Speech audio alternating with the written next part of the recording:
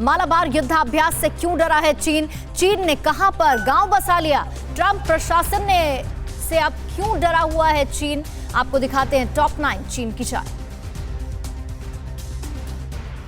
मालाबार युद्धाभ्यास के दूसरे चरण का आज आखिरी दिन है। आज युद्धाभ्यास के आखिरी दिन भारत, अमेरिका, जापान और ऑस्ट्रेलिया की नौसेनाएं समंदर में फिर अपनी ताकत दिखाएंगी। मालाबार युद्धाभ्यास का पहला चरण 3 से 6 नवंबर के बीच चला था। मालाबार युद्धाभ्यास में अमेरिका की यूएसएस निमित्ज और भारत के आईएनएस विक्रमादित्य ने अपना जौहर दिखाया। युद्धाभ्यास में भारतीय नौसेना के MiG-29K और समुद्री गश्ती विमान P-8I शामिल हुए। अमेरिकी नौसेना के F-18 और AEW विमान E-2C शामिल हुए। चीन ने भूटान सीमा के अंदर गांव बसाया है। चीन का ये नया गांव डोकलाम के पास है। डोकलाम में 2017 में चीन और भारत की सेनाओं के बीच झड़प हुई थी। चीन का नया गांव 2017 में भारत और चीन के बीच हुई झड़प की जगह से सिर्फ 9 किलोमीटर दूर है। भारत से बातचीत के दिखावे के बीच चीन लद्दाख में बड़े धोखे की तैयारी कर रहा है। चीन की सेना ने अपने कब्जे वाली अक्साई चिन में पिछले 30 दिनों में सबसे बड़े पैमाने पर सैनिकों की तैनाती की है। PLA इस इलाके में सड़कों का निर्माण कर रही है।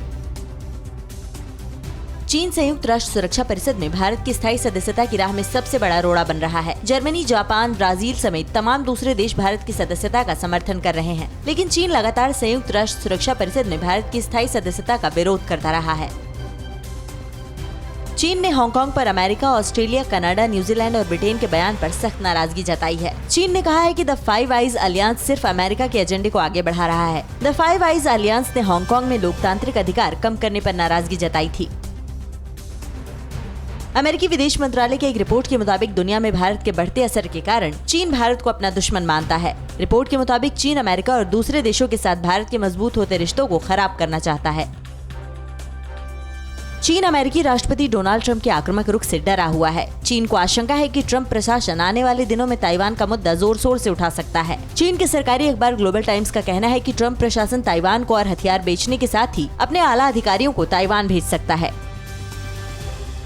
चीन ने कनाडा की उस रिपोर्ट को बेबुनियाद बताया है जिसमें कनाडा पर चीन की तरफ से साइबर अटैक का खतरा बताया गया था। कनाडा की रिपोर्ट में कहा गया था कि चीन, रूस, ईरान और नॉर्थ कोरिया में सरकार समर्थित साइबर गुट कनाडा पर साइबर हमले की तैयारी कर रहे हैं।